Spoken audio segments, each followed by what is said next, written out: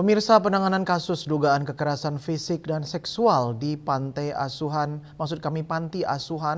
Ganesa Sewanam, Kecamatan Sawan Buleleng, kini memunculkan persoalan baru. Selain proses hukum terhadap tersangka, nasib belasan anak asuh yang masih tinggal di panti menjadi perhatian.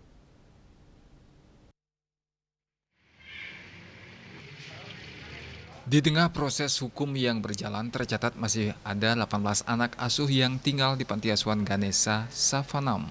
Kondisi ini memunculkan kekhawatiran terkait keberlanjutan pengasuhan mereka.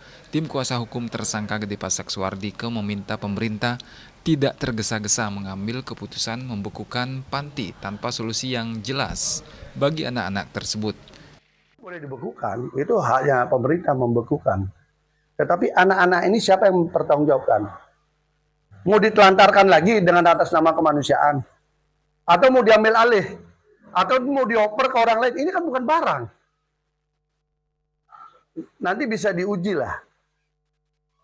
Anak dari pelapor, yang paling kecil itu, jauh lebih dekat dengan ibu asuh yang ada di sini.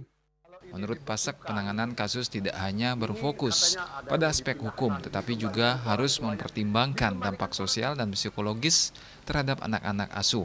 Ia menilai pemindahan anak secara mendadak tanpa perencanaan matang berpotensi menimbulkan masalah baru, terlebih sebagian anak telah memiliki kedekatan emosional dengan pengasuh di panti. Selain itu, potensi stigma sosial juga menjadi perhatian. Penanganan yang tidak hati-hati dikhawatirkan dapat menambah beban psikologis bagi anak-anak yang berada dalam situasi rentan. Sementara itu, terkait proses hukum, pihak kuasa hukum menyatakan tersangka telah menjalani pemeriksaan dan akan mengikuti seluruh tahapan hukum yang berlaku. Yasri Yuli, Bali TV.